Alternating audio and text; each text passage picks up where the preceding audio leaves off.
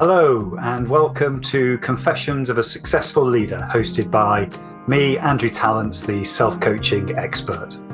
In each episode of the show, we hear the insightful confessions of a successful leader who wants to inspire others to live their professional and personal dreams. I am always keen to hear your feedback, particularly in relation to the kinds of leaders you would like me to invite onto the show in future. But for now, sit back, relax, and enjoy the rich insights from our special guest.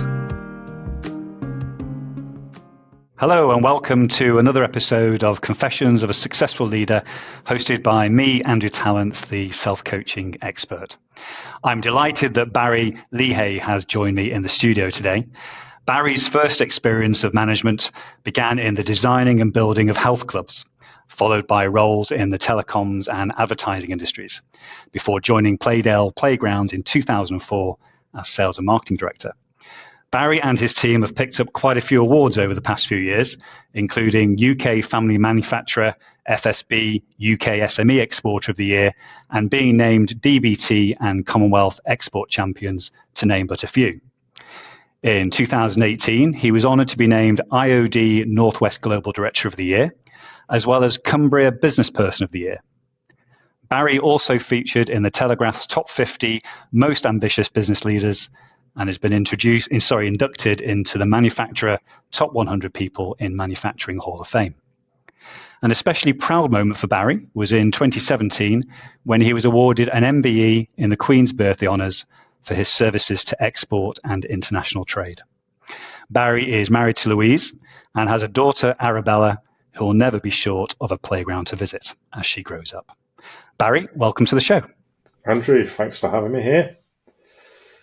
Oh, good. Well, I always like to start with the audience getting to know you a little bit. So I've given the intro there, which is very much focused on your professional success. So tell us a bit more about yourself and also where your current focus is at this time of your life. Okay, thanks, Andrew. Well, yeah, the day job which you mentioned is I'm currently president at Playdale Playgrounds, and that takes a lot of my mind space. But I'll go on to what else I do as well in a moment. But so Playdale, we design, manufacture, and install outdoor children's playground equipment, swing slides or roundabouts, or in other words, I sell fun all over the world because we're lucky enough now. We've grown it in the last decade or so to over 52 countries. So I spend an awful lot of time traveling, which means that maybe I don't do as much exercise as I used to do, because what you didn't mention there is sport played a huge part of my life earlier in my developmental years, I would say, and still does in some respect, but I do a lot more watching than I do doing. So I think it's important to get that, and I'm sure we're going to touch on my earlier life and career as we go on. But also outside of Playdale, I probably work on the business as much as I work in it. And that's very much has been a focus for a number of years. I realized many years ago that you only know what you know, and you've got to get out there and educate yourself. So I spend a lot of time working on the business. I try to get out there and meet my peers, and I ask an awful lot of questions. But I do that through some of the other roles I do. I am also vice chair of Make UK, which is a manufacturing organisation for the northwest of the UK. So I get to see lots of other manufacturing businesses. I am actually a professor at 2 universities in the northwest. I'm a professor of practice up for the University of Cumbria, and I'm also an honorary professor of entrepreneurship and strategy at Lancaster University Management School, which all sounds very grand. What that means is I give back. I meet some of the greatest young business minds and mature business minds, but that also stretches me, and I get educated every time I go, and it's great to talk about my experiences with the individuals I meet and help steer them on their path. So that things like that keep me fresh and, definitely fill the day and the evenings. And I'm a very, very busy guy. And someone told me to, make it happen in your 30s and your 40s. Well, I'm just coming to the end of my 40s and, gained a lot of valuable experiences, good and bad, in the last 20 years, which I'm sure we can share over the next half hour or so. Good. And in terms of the actual when you're not working, obviously you're a very busy individual, but in terms of that maybe sport you were talking about, or the things you do to relax and just have that space for yourself outside of work, what kind of things do you do? Yeah, well, it's important, especially if you've got an 8-year-old daughter, that you do have that escapism. And I don't want to sound selfish about it, but I do class it as escapism. It's uh, obviously I love my daughter and wife and family and everyone else, but I do use that as a way of getting away from work. I, I travel an awful lot, and when I'm traveling, I really will put some silly long hours in, but that's to ensure that I'm present when I get home, and that's to do the thing that I want to do. I want to spend the most time with them and see them grow and develop. And however, it also allows me to switch off and gives me some relaxation time. And then sports are a big part. If I do have that spare 2 minutes, I'm craving just to watch some live sport. I love my rugby league. I was heavily involved in the Rugby League World Cup that we recently hosted in the UK. And it was great being in the business advisory of that for 5+ years. So I'm still a huge St Helens Rugby League fan, and I'm a big Liverpool football fan as well. So yeah, I love escaping into that and having the banter that you do with friends and family. Well, I'm a United fan. My son is 17 now and chose Liverpool, so he's in good company. Although with today's news, even though this has been recorded, we'll let you find that out in terms of the future of Liverpool. So yeah, we will see what will happen. One question I've got then, in terms of what you told me about what you do on the personal side, is what is your daughter's favourite time to spend with you in terms of that daddy-daughter time? What does she enjoy spending time with you doing? She, if I told you she's an 8-year-old that's very, very creative. I'm sure she'll be unbelievably fashionable when she's older, but her favourite T-shirt is a Star Wars T-shirt. And I'm sure she's going to kill us when she's 18 that we're allowed to go to parties in a Star Wars T-shirt. But she thinks it's fantastic, and we've watched every single episode of every single spin-off together. And I was never a big Star Wars fan. However, we've both discovered that we enjoy these little 20-minute episodes, half-hour episodes, and yeah, that's our thing. But again, it's getting out and about, and obviously, she has a fabulous play area in the back garden, so she loves being outdoors. She also rides horses, so I love going and watching her do that at a weekend. So yeah, we're outdoorsy / Star Wars, and that's the games we play as well. I've got a great vision there with that. So let's go back to your earlier years then, Barry. So what I'm fascinated by in terms of successful leaders like you are driven by something, and a lot of it starts earlier in our life. So tell us a little bit more about your early experiences and how they maybe have shaped your early leadership style. Yeah, I think this is important, and I think it's important comparing against the children of today. And I'm from a very working class background. My dad was a mechanical fitter down the mines, and my mum was an administrator in the health service. We had a comfortable living. I didn't realise anything else, but by far, we were definitely not a gifted family, and they worked exceptionally hard. My parents exceptionally hard, and I never went abroad with our parents. None of my friends group went abroad. It really was just a basic but fun life. And I remember going on holiday. I know I was 7, and it was 1981, and Sebastian Coe broke the world record on TV, 141.73. I still remember it. And I turned around to my dad and said, can I go running with you tomorrow? Because they were really into their health and fitness. And I was a little skinny kid, and he said, yeah, and I'm sure I annoyed him, and I went out and probably couldn't keep up with him. But from that moment on, and not for 3 or 4 weeks did I want his name on a shirt, because that wasn't a thing back then, but, it was 10 years. I wanted to be Seb Coe for the next 10 years. And I read everything about him. I read his dad's books. I knew what training programs he did. I was obsessed with becoming that individual. And I'd say it was one of those pivotal moments in life, of which I've got several. And I'd probably be diagnosed with, some form of OCD, and I see it in my daughter now when she's 8, and, she's the same. She's obsessive about certain things. But that led me to, I didn't want to fail, and I wanted to prove to people, and I wasn't very good when I started. Yeah, which then led me to, I wanted to prove to people, primarily my parents at first, that, I could do it. And they, greatly dedicated their lives to me and my brother and sister, really, of taking us to sporting clubs. And, at one point, I was training 12 times a week for athletics, and I was losing more than I'd win. Don't get me wrong, I got to quite a decent standard. But I'd have lost an awful lot more. And I think that's important as well. And I didn't realize at the time, but I was baking in resilience all the time. I was understanding what it was like to lose. It was also driving ambition to succeed. And, and my wife will say it to me now, Barry, you'll never be happy, because it doesn't matter what mountain I get to the top of, I want to go to the higher peak. And I'll keep saying, no, I don't, I'll be fine. But she's usually right. And guess what? I want to go and find a higher peak.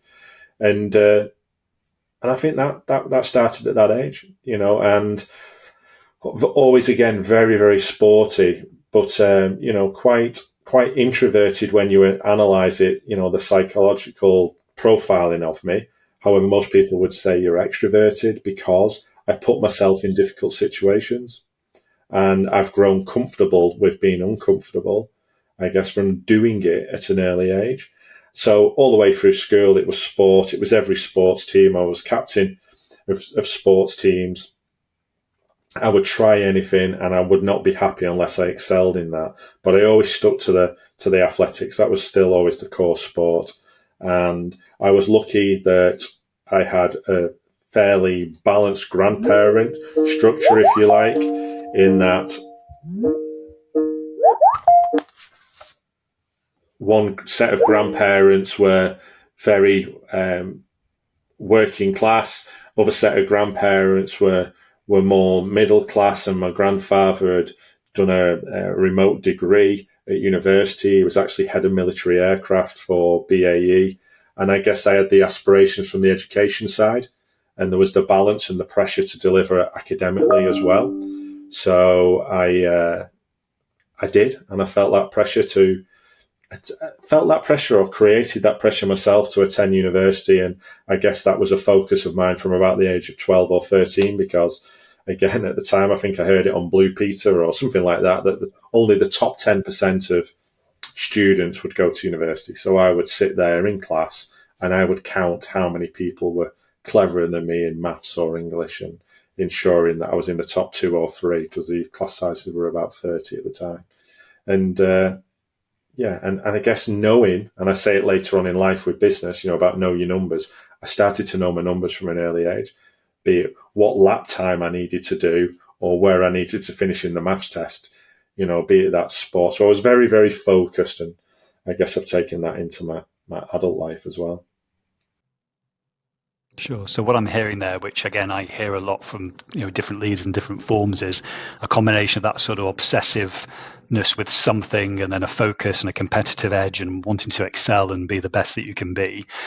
And that works for business, much of the time. There are many times in our lives where we wake up one morning recognizing that some of those things don't serve us as well in terms of where we are now, either because of the size of the business, stakeholder community, just the market. When did you notice that maybe the way you'd grown up to be successful maybe sometimes wasn't serving you as well?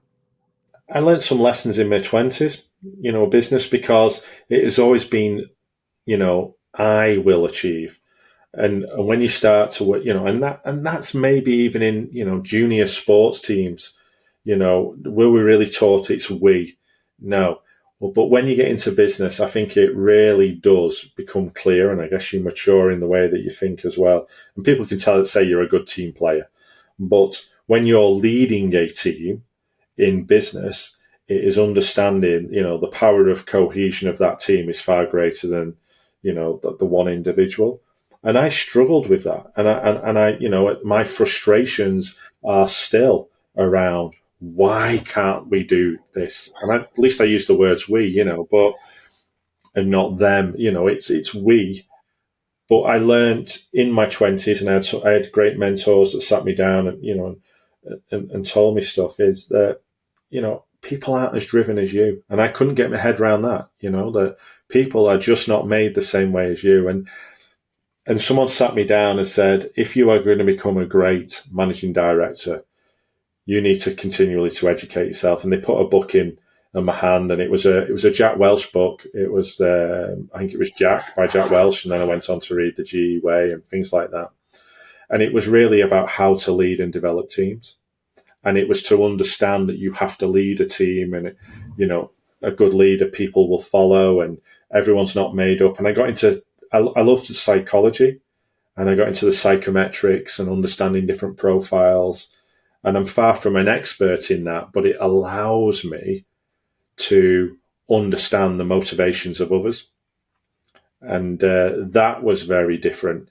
You mentioned about what motivated me. Failure motivates me an awful lot, and I guess that comes from a childhood and not having much. When you live not on the breadline, but you can't afford to go and waste a lot of money. I guess I've took that through with me in business, and it's every penny matters, and it's the fear of not having those pennies. And people aren't that. Some people have never experienced it, never experienced failure, so they don't know the consequence of it.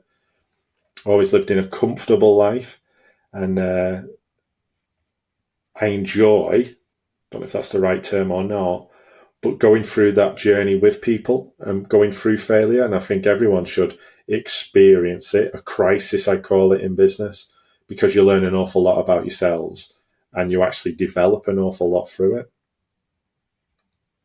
And what I'm hearing there as well is your adaptability. So you were sat down with the mentors, you became much more aware of how you had to work with different kinds of people. So what is it that you've done maybe over the last 10 years or so as you become more mature, sort of mid-30s into the 40s, to actually reconcile those differences and actually adapt your leadership style to be even more effective as you've got older? In the last 10, 15 years, I've definitely become more transparent. Yeah, I share an awful lot. Again, all the way through my life, I think it's been important to me, but I openly talk about it. And, my mantra is around honesty and positivity. Positivity, because negativity just drains anyone that's around you. And people think it's just a saying or it's a cliche. It does. All right. It takes people down in a negative spiral, and it's not good for anybody. And now that mental health has got such a prominent place in society, I think people are starting to get that, and that can be self-policed. But the bit about honesty is people appreciate honesty, and people, react to honesty and buy in more if you see you're a leader that's extremely, honest. So I've definitely been more transparent with individuals, which allows them to understand where I'm coming from. That has come from, like you said, just I've sat down with individuals and I've constantly educated myself of how to share and how to, in turn, motivate through sharing and creating visions and goals, and then making them collective visions and goals. This is where we would like to get to, but you've got to involve people in the we bit. It can't be, this is where Barry would like to get to, therefore we are going to come together as a team. So it's learning to, and I've definitely benefited from it. It's not a tick box exercise of going out there and engaging and empowering and spreading the load, delegation, which then in turn creates this wave of forward momentum. And I believe I've got very good at that. And it's what I've been practicing for, like I say, probably 15 years plus. I love what you talk about there. I remember going to see a therapist a few years ago about something that I was working on. And for me, it was around, I'd focused on I for most of my life. And that wasn't meaning I was selfish or, self-centered. It was just a lens of me. Then I learned I had to go into we, which is what you've talked about a lot today. And then I recognized by looking at some great leaders out there, there was also the us, which was the stakeholder community involved outside of us and the team. So what challenges have you faced maybe over the last 10 years in terms of engaging the stakeholder community, investors, customers, partners, again, in terms of how you've adapted your leadership style? To be blunt, I don't believe I do struggle or have struggled with the stakeholders, because I've had stakeholders throughout my life. And I think I learned from an early age that if I'm passionate and clear with those stakeholders, then they buy into what the goal is. Now, be that a parent that I want them to drive me to the national whatever road races or something like that, and the reasons why we need to do that, to finance, bankers. I can get very passionate with something I care about. And I don't tend to do things because maybe innately I am still it's with my psychometrics. But if I only take part in something that I'm passionate about, therefore it is easy to deliver. So I think one of the, a tip or something I learned about myself is only get involved in stuff that you really truly enjoy. And therefore then, how do I manage people within? Yes, it's about relationships and realizing the relationships have got to be worked on. It's not instantaneous, acceptance. You've got to prove to individuals you are who you say you are and you do what you say you're going to do, which again, because I'm honest, when I am passionate with a stakeholder, it's an honest response. It's not a sales response. And that's how I've managed those individuals, by being blunt and honest with them. If this is what we're going to do, and 999 times out of 1,000, Barry will deliver exactly what he says he was going to do, because that's who he is, and that's what delivers results. And it's this self-fulfilling prophecy, if you like, of be honest, do what you say you're going to do. The stakeholders will buy in. We keep on moving forward. There's a great book I remember reading called Essentialism by Greg McKeown, and he talks in that book about what you're saying is, and to be really successful at what a leader does, it's really focusing on what's important and what they're passionate about, and then working out what is it that only they can do that nobody else can do to deliver that, and let go of everything else that you're not necessarily passionate about. And I love the sort of parallels with that. One thing you spoke about earlier, which I just want to come back to, is because I recognize what you're saying is this positivity. And even though I understand what you're saying, and negativity is a downward spiral, I see it a lot in business. It's easy to say. I think it's difficult to do. You're obviously experienced in maintaining that positivity, which I believe then leads to discernment around decision making as opposed to judgmental decision making. So how do you maintain a neutral or positive view of life with everything that goes on around you, from COVID to marketplace to everything else? Okay, well, to be clear on what I define as positivity, right? I am not the eternal optimist. I'm very much a realist, right? So I do not mind bad news. Bad news happens every day. Positivity, in my mind, is having this growth mindset. It's about delivering solutions. Okay, you've got to be there for people to have bad days and to listen to those bad days, and be it in business or personally, some really tragic, horrible things happen to individuals. But what I'm about is showing compassion, being emotive if it needs to be, and listen and having that, being able to level with individuals and have difficult conversations around the emotions. But I'll always very quickly move to, right, well, what's the solution? And that happens daily in business with me. And I don't want to hear negative, oh, well, this has happened, therefore we can't. I want to hear this has happened, therefore this is what we are now working towards, and I require help, or I'm going to ask the group I'm with. So if I'm holding a heads of department meeting, which I do twice a week, I will constantly, and it doesn't happen overnight, cultural change. And I'd say at Playdale, we're probably into 8 years into a 10-year culture change of really being a team. We talk about team, we wear it on our chest, team, and that, the values and the vision stand for something, and team stands for something, and we employ on that, and we educate our members of staff and our managers and everyone in the business around team and what those values are. But on a, twice a week, someone will come into that meeting and say, and this has happened. I will always jump in, because we've got to create habit and reinforce it and say, and what are we doing about it then? What are we going to do? Which then in turn, people get it. They see the positive response of why they're doing it. They're not just there to please Barry and saying, this is what I'm doing about it. But people get in the habit of being unblinkered, going away and helping themselves or asking for help to start putting that solution in place. And that's a positive response. It's a positive attitude of a positive response, not blaming everything out that they can. That to me is just negativity, guys. It's not going to get us anywhere. We've listened at what went wrong. Now let's move forward. So that's what I mean about positivity. It's not always nice stuff, but it's about moving forward. No, I love that distinction.